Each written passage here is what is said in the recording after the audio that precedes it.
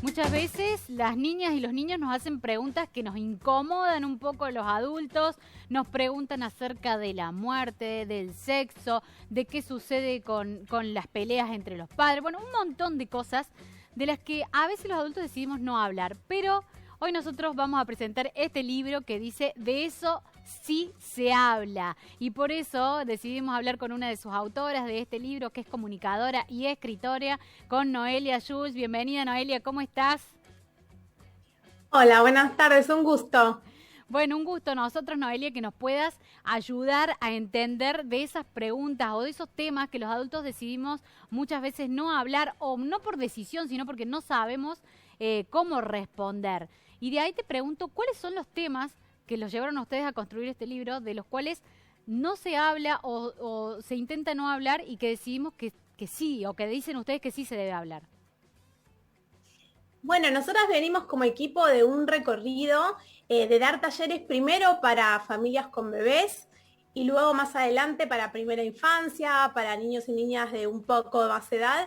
Y a medida que íbamos avanzando en las edades, aparecían temáticas que fueron después talleres propios, como por ejemplo el taller de duelo o taller sobre educación sexual integral, siempre desde una mirada interdisciplinaria y desde el paradigma de la crianza respetuosa. Y ahí empezaron a aparecer estas temáticas, ¿no? Y también desde, bueno, las disciplinas de mis compañeras de equipo aparecían en sus consultorios también estas dudas, el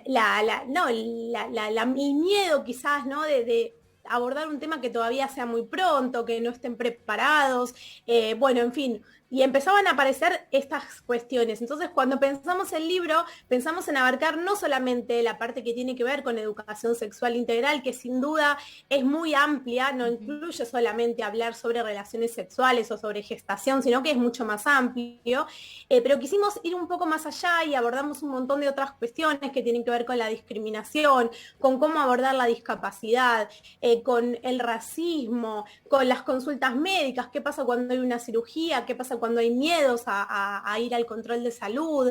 Bueno, como ya dije recién, todo lo que tiene que ver con la muerte, con el duelo, con los cambios, con el nacimiento de un hermano o hermana, con las diversidades que hay hoy en las familias, ¿no? Entender todas las configuraciones familiares que hay hoy y poder pensar en la familia desde otro lugar, desde un paradigma más actualizado. Bueno, en fin, la verdad es que el índice, como podrás ver, es muy, muy amplio. Sí, Noelia, yo te hago una pregunta, porque ustedes en el libro abordan con preguntas para unas edades más pequeñas y niños y niñas más grandes, o sea, como que los diferencian en colores y ponen ejemplos concretos. Entonces me gustaría llevarte a vos a que me menciones o que me cuentes qué pasa o cómo sería una buena forma de responderle a un niño que te pregunta qué es la muerte. O se murió algún abuelo, se murió alguien y te preguntan qué pasa con la muerte. ¿Cómo responderíamos ante eso?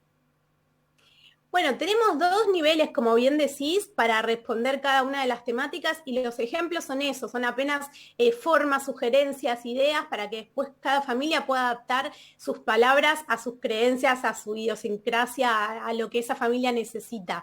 La idea de los dos niveles puede ser por edad o puede ser también por capacidad cognitiva. Hay niños que tienen una gran capacidad, que son muy curiosos y que necesitan un poco más. Hay niños que tienen una capacidad más reducida y necesitamos usar palabras muy concretas y justas. Entonces, en realidad, ante cualquier pregunta, siempre lo primero que decimos es que hay que saber escuchar.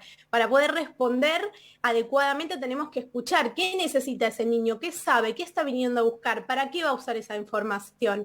Y después, específicamente hablando de la muerte, va a depender muchísimo de su cognición, de la etapa evolutiva donde esté parado ese niño, qué edad tiene, cuál fue su recorrido previo, pero básicamente, sobre todo cuando hablamos de infancias muy pequeñas, lo que tenemos que dejar en claro es que es algo irreversible, que cuesta mucho con niños muy pequeñitos, Mm. cuesta que entiendan que hay una persona a la que no se va a ver más, que no va a ser parte de su entorno, sobre todo si es alguien que frecuenta mucho a la familia, no si es alguien muy cercano, puede ser una mascota, puede ser una persona, bueno, en fin, hay diferentes posibilidades, pero siempre es importante abordar con la verdad. Nuestra bandera con este libro es un poco eso, reivindicar el derecho que tienen niños y niñas a conocer la verdad y a conocer qué está pasando en su entorno, porque la experiencia siempre se organiza desde la palabra. ¿Y cómo construimos? Hablábamos de crianza respetuosa, ¿no? Y después hay un capítulo especial del libro que ustedes hablan de la construcción de la confianza. que parece re simple, pero también es difícil, digamos, si empezamos a enroscarnos con las respuestas de intentar explicar algo con algo que tal vez que no sea la verdad cruda o la verdad que uno quiere transmitir. ¿Cómo construimos esa confianza, ese vínculo con los niños a partir de este tipo de respuestas? Bueno, creemos justamente que la crianza respetuosa y, bueno, respetar, valga la redundancia, sus derechos, brindar estos espacios del diálogo, crear entornos seguros donde niños y niñas sepan dónde ir a preguntar, sea el aula, en la escuela, sea la casa de la abuela, sea el hogar principal, bueno, que haya espacios seguros donde puedan encontrar respuestas y donde sepan que van a ser escuchados. Y eso en realidad se construye. Este libro es un recorrido desde la más tierna infancia, desde que son bebés y le estamos cambiando un pañal, hasta la pubertad, que es un momento, bueno, muy, muy importante en la vida de una persona. Y creemos que esos espacios de confianza, que el diálogo y demás se construye desde el primer momento, desde cómo abordamos sus cuerpos, desde cómo explicamos las cosas que están pasando, qué información les damos.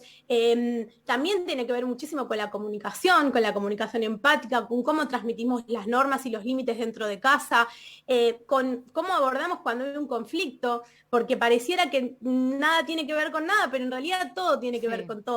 Y si ante un mínimo problema, el primer estallido emocional o algún problema que surge de un comportamiento que creemos inadecuado, castigamos, gritamos y coartamos eso que está pasando, estamos cerrando un montón de ventanas y estamos cerrando posibilidades a futuro. Por eso es súper importante que las normas y los espacios de diálogo siempre sean respetuosos, puede haber firmeza, puede haber un no claro, puede haber un esto no se puede hacer, pero es importante que sea desde el respeto, que sea desde un lenguaje democrático, que incluya a los niños y niñas en las soluciones, donde se entienda el porqué, ¿no?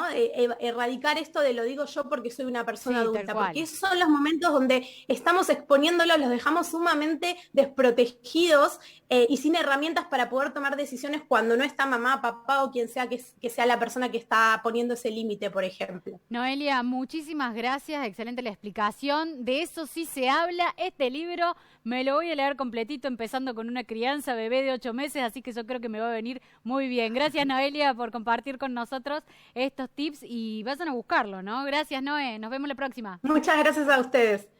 Bueno, ya lo tenemos allí el libro disponible para que lo busquen, para que puedan arrancar con esa crianza y sobre todo el respeto, como decía Noelia recién. Bueno,